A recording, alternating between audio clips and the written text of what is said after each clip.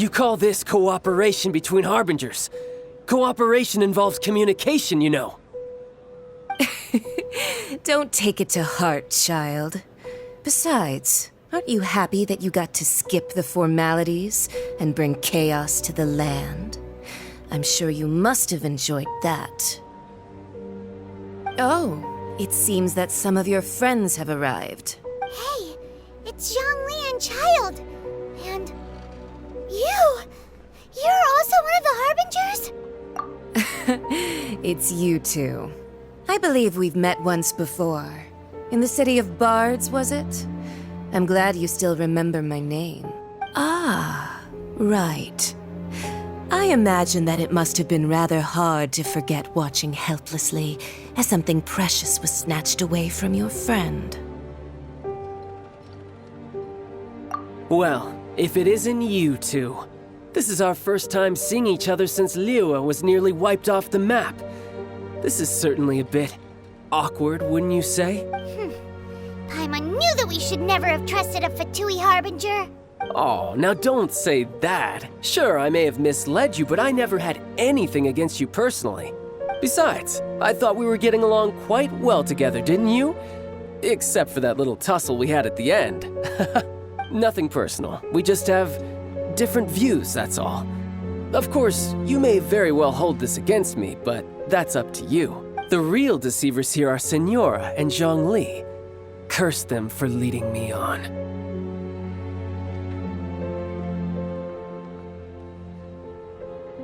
So actually, I think... Stop wasting time, child.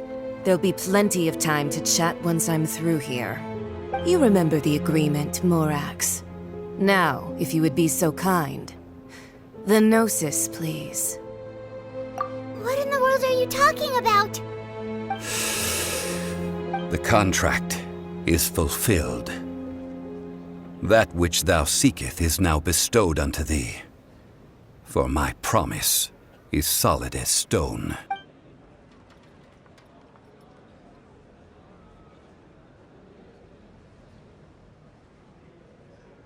How sanctimonious.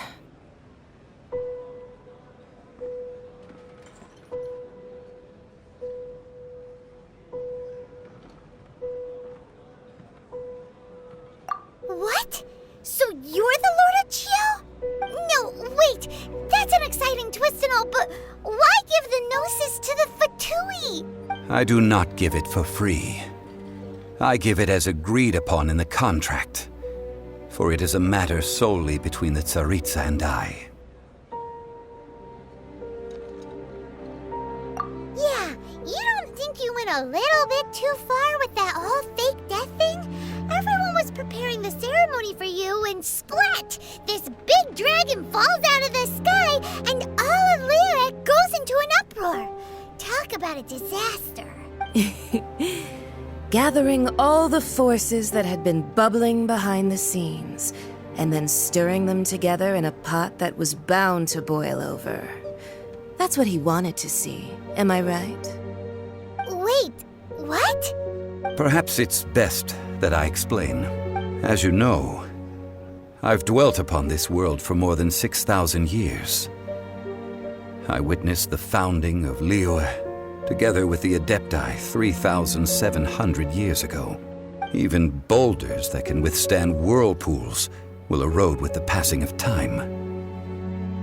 I kept convincing myself that cracks had not begun to form, and that the end of my time had not yet come, until one drizzly day. As I was strolling along the harbor, I heard a merchant tell one of his workers, "You finished your duties. Go ahead and call it a day." I stood motionless among the crowds, asking myself, have I already finished my duties? Oh, Zhongli. But as I began to consider relinquishing my divine role, I soon discovered that many reasons still remained to not hastily depart. Was Liyue, the city I had dwelt in for so long, already prepared to enter its next age? I decided that a test was needed in order to reveal the answer.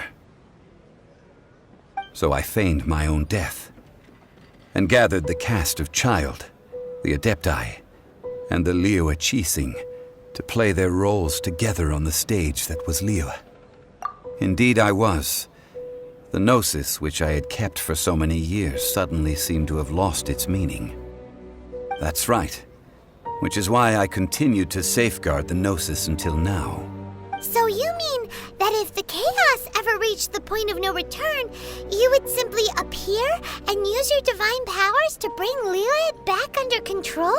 Of course, and it would have been all too easy for him too.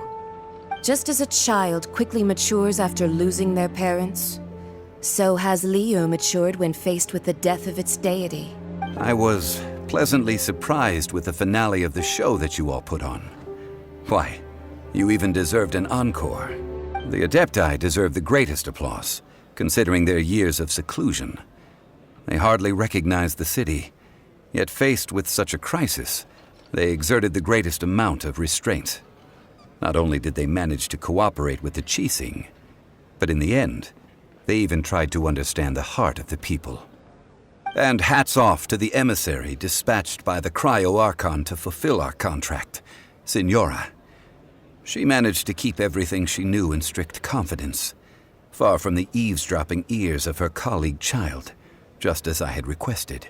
All the while, I carried on as Zhongli, and fulfilled the traditions of Liyue in this mortal form. Thank you for walking that path with me, Traveler. These things were all a part of my script. The only unforeseen plot twist was the conduct of the Liyue Qixing.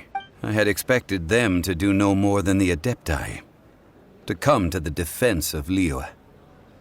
But when all was said and done, they seized the opportunity to supplant Liyue's divine protectors, and used the subsequent power vacuum left by my death to quickly gain complete control of Liyue. Huh? That doesn't sound good at all! Ha! On the contrary, I think it is excellent. I had always feared that it was too soon for them to take over from me. And it was also that which I longed for the most. As such, this is the best parting gift anyone could have given this god of old. Hey, what about me? Doesn't anyone feel the least bit of remorse for deceiving me? You've practically kept me in the dark!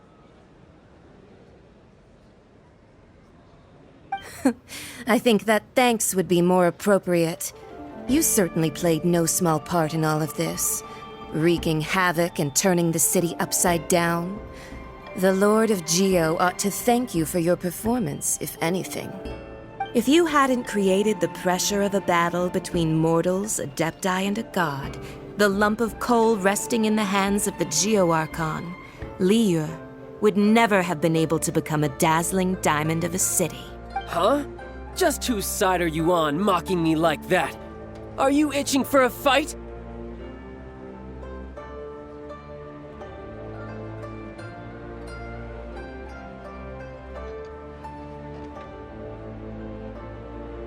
Be that as it may, you've come out of this as the hero of Liyue. I, on the other hand, will be forever prescribed as a disturber of the peace, no? Well then, with the Gnosis in my possession, I have no use for such idle chatter.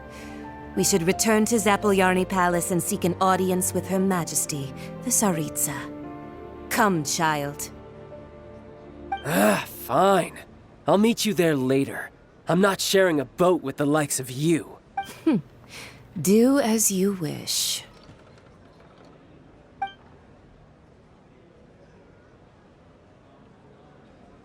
Now then, is there anything else you wish to ask me?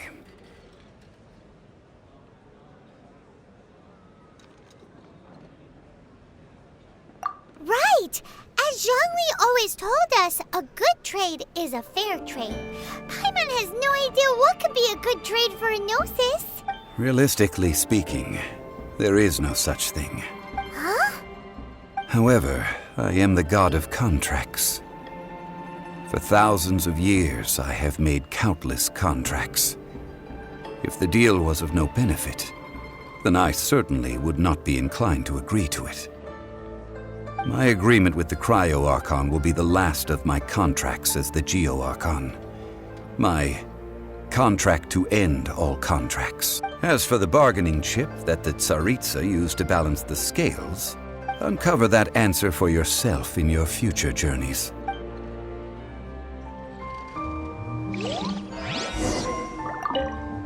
Paimon can't absorb so much information at once. So, Zhongli, what sort of contract did you sign with the Cryo Archon? Paimon's so curious. One of the clauses of our contract was not to divulge any of its contents. You're so petty.